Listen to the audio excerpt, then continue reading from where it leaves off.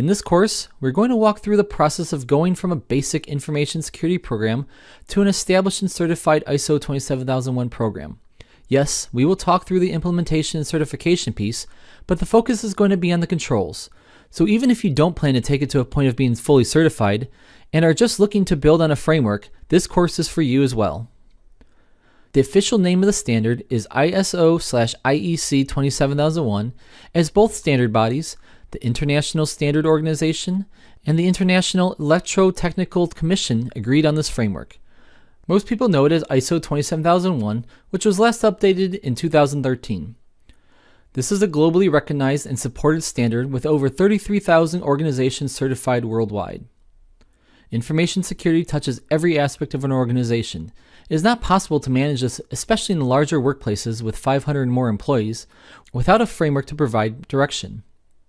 Even if you are just starting and building a program up and not thinking about certifying today, you need a framework to guide and organize actions. ISO 27001 is a framework for building an information security program. One of the first questions your executive team will pose to you is why? Why does our wacky widget company need this? Well, for one, talk to your customers, review your contracts. Chances are, especially in a B2B space, customers want you to protect their data. And not only will they say that, they will back it up in contracts. Bad guys don't always go after the Fortune 500 companies directly. They sometimes attack their suppliers to indirectly attack the main target. This may seem like a cost center to your board, but in reality, it is very much an advantage separating you from your competition. Finally, if that hasn't persuaded them, privacy and security have quickly come to the legislative forefront. If you do business in Europe, GDPR was all the rage in 2017 and 18. North America has acts like PIPEDA, and the California Consumer Privacy Act is the first of many acts coming to the United States. But all major countries on every continent have some level of privacy laws in place. ISO 27001 helps you conform to those laws without any major overhaul when new laws are passed. If you want to move your business into a new country, you better be prepared to meet the standards of protecting the data of that new nation. Data is king. We are going to be focusing this course on protecting the data. This includes intellectual property, customer data, human resource data, everything that makes up your company and what it is. The ISO 27001 standard includes things like physical security, HR, legal compliance, data processing, and vendor relationships, but so much more. Which means this is not a practice in IT security. That's important because this is not a technology project of the organization. This is not a security, risk, or compliance team project. Security and implementing ISO 27001 successfully is everyone's job and everyone's project. This is handed down by top management with all the policies and documentation signed by executives of the company as their way of saying we want to assure our customers that we can meet a globally accepted minimum of protecting our and our customer data. The top thing you need to know is ISO is not prescriptive and will not tell you specifically what you need to implement to protect the data. Things like how often to run backups, type of antivirus to use, or how long your password should be. A common question I get is, what does the standard say I need to do for this situation? Well, the org decides what makes sense for it. Don't ask what the standard says, ask what our corporate policy states. For example, ISO says to define an acceptable use of assets, where the policy, as defined by the organization, states what that acceptable use is. Next, risk, and more risk. There will be a lot of coverage, especially in the beginning, around what risks are created by introducing new processes, procedures, and vendors. Then, how to mitigate those things with ISO controls. The more you get into this, the more you realize this is really a risk management standard. The difference between being compliant with ISO 27001 and being certified is showing your policies and documenting your adherence to those policies. So documentation is key. But with that said, documentation is not required. Only in the form and to what extent that the organization determines to be necessary.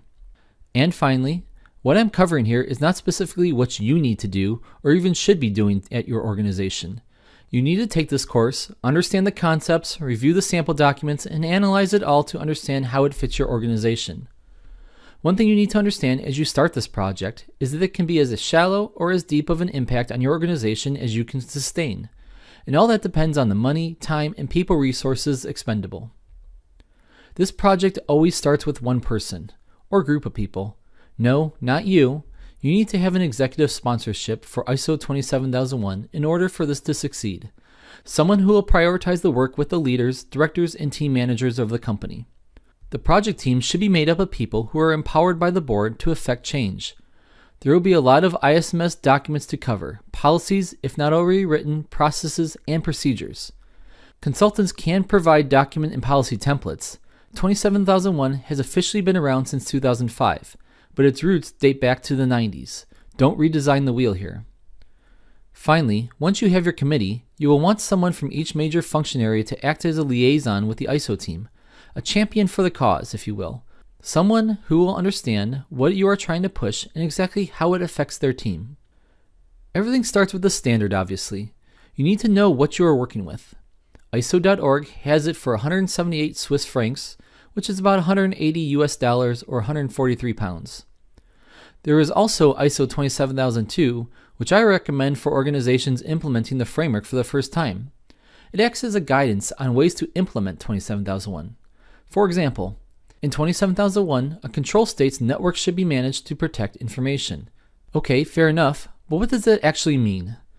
Well, in 27002, there are proven ways to implement security controls to align with 27001.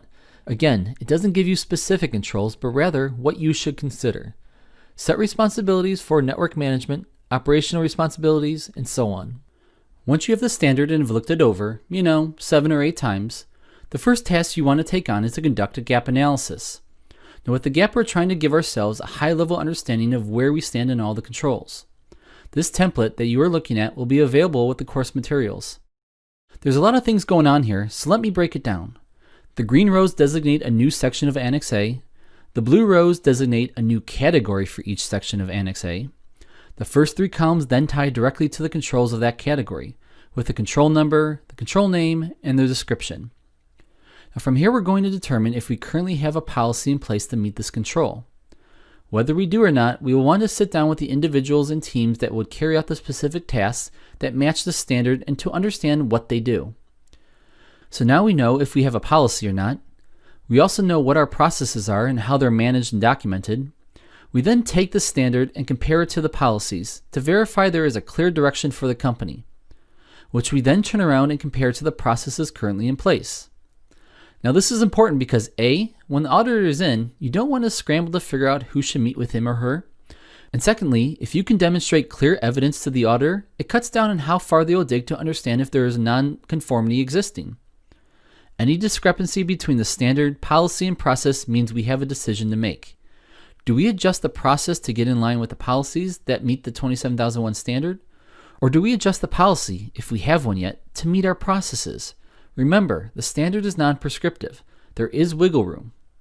Now, this gap analysis can be used as a basis for a project plan you can then take to the executive team to inform them that we are 10, 30, or even 75% of the way there, and we'll need X months to be in alignment in order to begin the auditing process.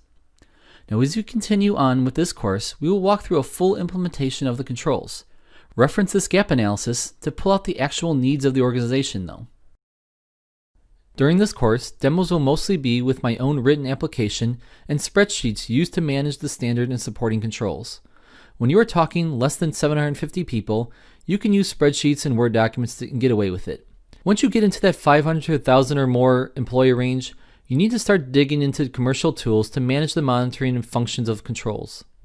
Finally, here is a high-level look at what done may look like for you. Management has demonstrated a clear commitment. The organization can talk intelligently to why this is important. That is not just an exercise for the sake of doing it. Risks have been assessed and mitigated. Security is part of everything the organization does. Tracking around security incidents, organizational knowledge on what they are and how to report them. And finally, you have a process in place to continually assess and improve the ISMS. So let's review where we stand and what we'll be getting ourselves into. Start at the top, as this is a top-down approach. No executive buy-in, no legit shot of certification. The data is the central focus. This is not an IT project, this is an organizational project. Buy the standard yourself, read it, understand it. Don't rely on what others tell you. Review tools on the market and budget accordingly. Easy enough to start with the spreadsheets and grow from there though. Finally, back to that mention of risk. Risk. 27001 is a risk framework. Now let's dive a little more into what that ISMS looks like.